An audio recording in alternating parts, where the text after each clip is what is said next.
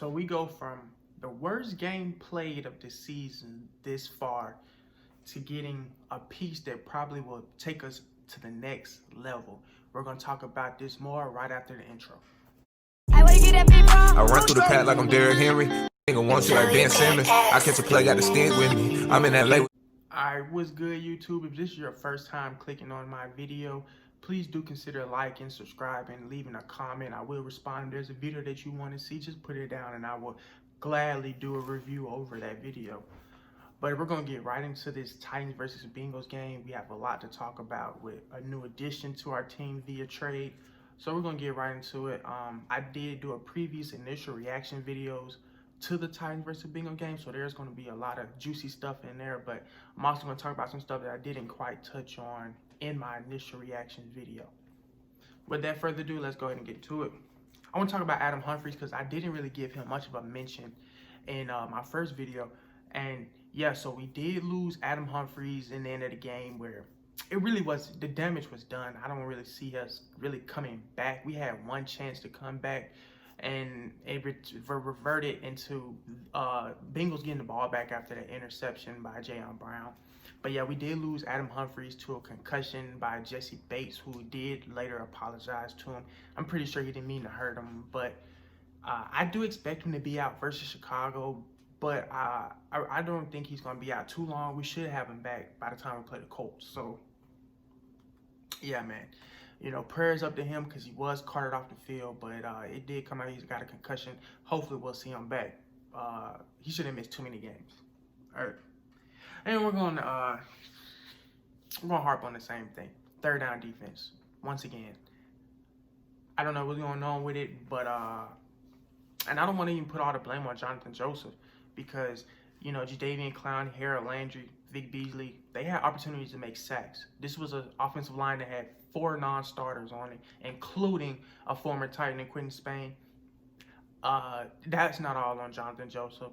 That's not all on our secondary. At some point, we got to get a rush. We got 7 sacks in 7 games.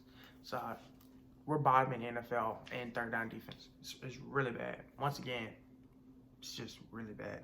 Yeah, and just harp on that shit. I mean, they went 10 for 15, 67%, almost, and Joe Burrow threw for like 70%. Okay? I mean, he was getting whatever he wanted, you know, dancing all over our defense. So yeah, like I said, you know, yeah, and on top of that, a 4th and 4 was converted on us. Zach Taylor had so much confidence where he said, just go for it. And they got it. And that wasn't even the only 4th and 4 that they converted. You know, they converted a 4th and 1 for a touchdown. So yeah, we're last in the league in that. And we, you know, we did have some inactives.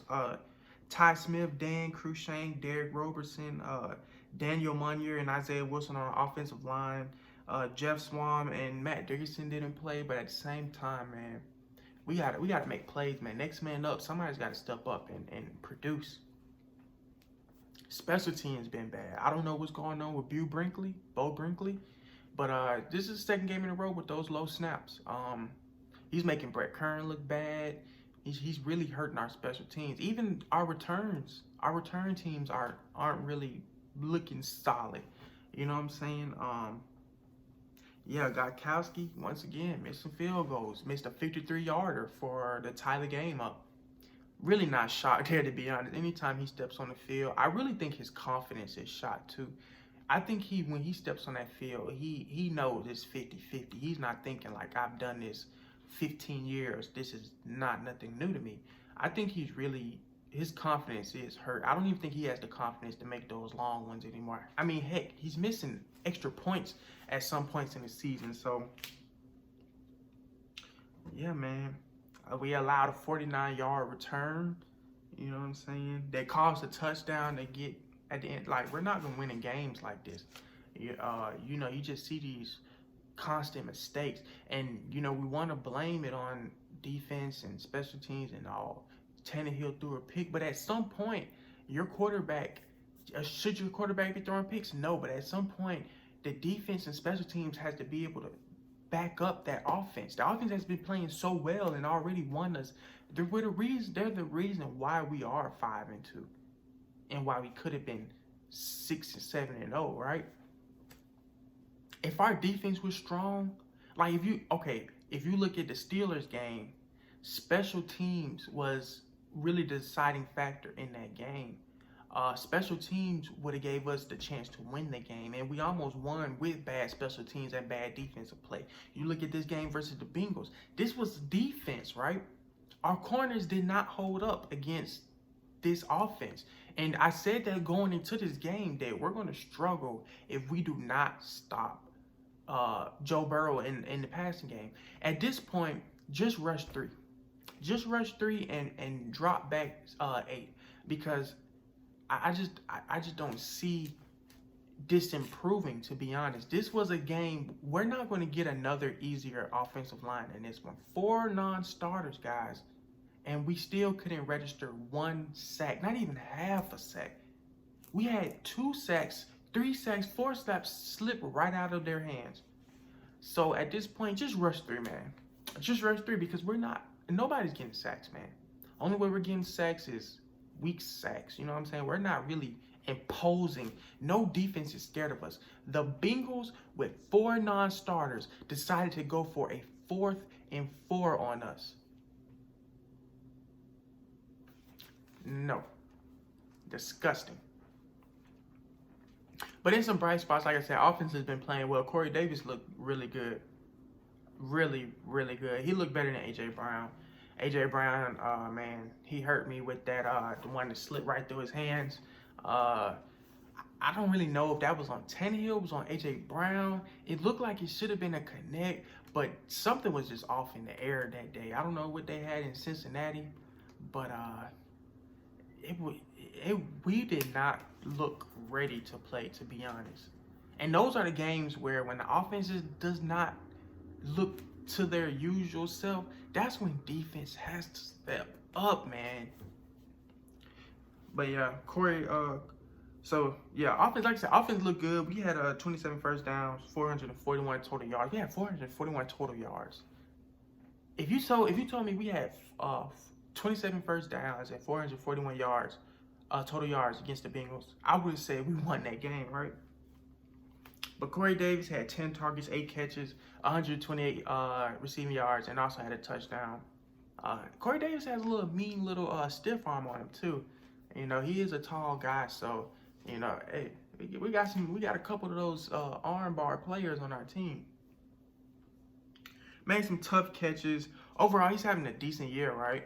You know, he now has 2 100-yard games in 7 games, 29 catches for 369 yards, also with 3 touchdowns. So, you know, man's playing pretty good. Probably still not going to get that contract he wants. I do see us moving off of Corey Davis after this year, but, you know, let's see. Pass rush, like I said, I just want to mention them just a little bit more. Coming into this game, Burrow had been sacked 28 times in 7 games. Had 4 non-starters on the offensive line, man. And this was a game where we were supposed to eat. I wanted 5 sacks, make up for those sacks, right? And not 1 sack, slipped out of like 3 or 4. We only got 7 sacks in 7 games. Just pitiful, guys. Just pitiful. So yeah, some terrible news, man. Going into this game, Derrick Henry was 16-0 when getting 100+ a game. Today he's 16-1. You know, I don't want to say they made him look bad, because it wasn't the whole line. This is defense, man. At some point, that stuff is going to come back and bite you in the butt. But, yeah. Henry looked pretty good. You know what I'm saying? What he had? 105 against the Bengals with a touchdown. Looked good. Jeremy McNichols, who has been a surprise player because he didn't have much going on for him coming into the season. He had 4 carries for 49 yards. Looked good. Dante Foreham. Now, this is my first time. Not Foreman. This is my first time seeing this guy. He looked pretty good. He had 37 yards on 5 carries. Really impressed with him because he was a practice squad player. So he came in and it's a nice rotational piece. I could see us bringing him back. And he said this after the game. This is his first time playing since 2018 with the Texans. We love picking up old Texans players. But he said this after the game. He said he felt good. It's something that he worked really hard for, something that he dreamed about. People counting him out, but he knew he had it in him, and he showed that. Very impressed by Dante Foreman. I really hope to see him in some more games this year. But let's get into the best news we could ever had.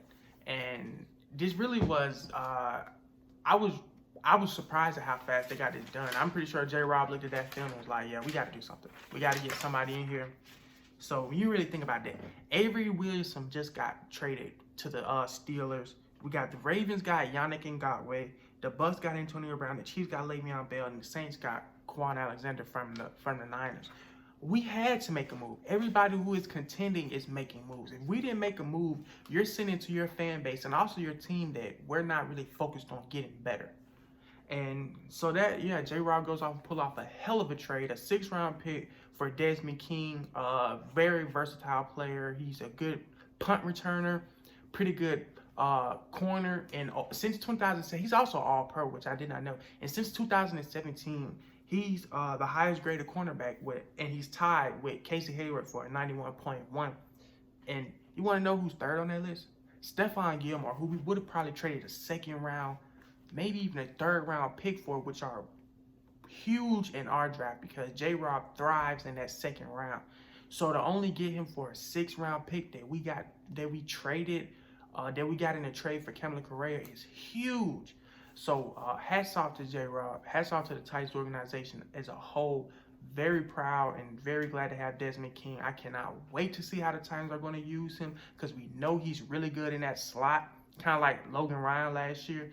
So yeah, just really excited for that. And that's going to be all for this video. Like I said, if you're new to this channel, if you watched this whole video, thank you so much. Please leave a like, a subscribe would be nice.